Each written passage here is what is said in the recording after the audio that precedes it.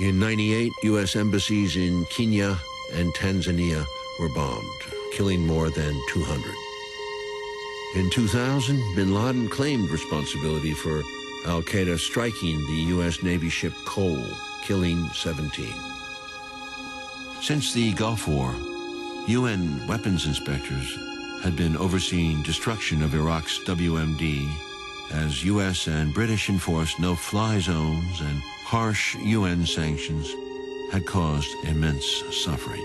The Clinton administration falsely blamed the estimated deaths of some 500,000 children from disease and malnutrition on dictator Saddam Hussein. You know, is the price worth it? I think this is a very hard choice, but we think the price is worth it. The tough-talking Albright insisted that Hussein's use of WMD was a greater threat to U.S. security. And on another occasion, she said quite openly, if we have to use force, it is because we are America. We are the indispensable nation. We stand tall, and we see further than other countries into the future.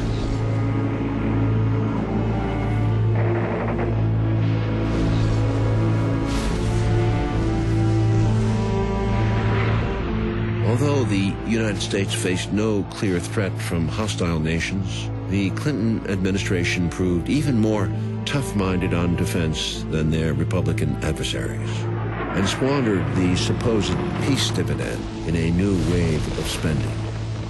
In January 2000, his administration added $115 million to the Pentagon's projected 5-year defense plan. It continued spending profusely on missile defense.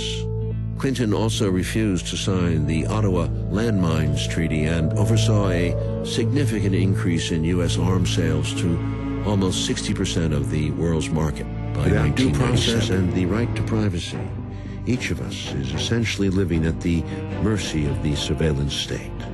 All this in the name of stopping a terrorist threat blown wildly out of proportion. Obama's foreign policy seemed more reasonable than Bush's, repudiating the unilateralism and preemption that had so outraged world opinion. But the goal, embracing U.S. global domination, differed little, and even the means were frustratingly similar. In 2011, Bush's former NSA and CIA director, General Michael Hayden, took comfort in the powerful continuity between two vastly different presidents, saying that Americans have found a comfortable center line in what it is they accept their government doing. He called it a practical consensus. His own experience in foreign affairs limited, Obama surrounded himself with hawkish advisors, among them Bush holdover Secretary of Defense Robert Gates, a hardliner from the Bill Casey CIA era of the 80s.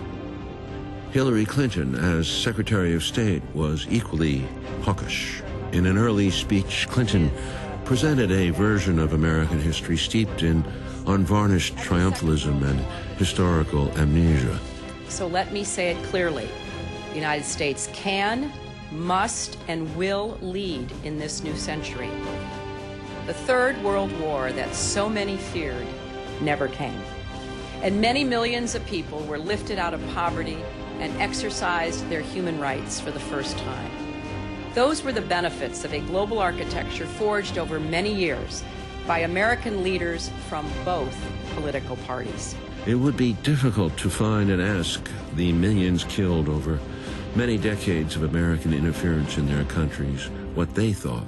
The people of Hiroshima and Nagasaki, the Philippines, Central America, Greece, Iran, Brazil, Cuba, Congo, Indonesia, Vietnam, Cambodia, Laos, Chile, East Timor, Iraq, and Afghanistan, among others.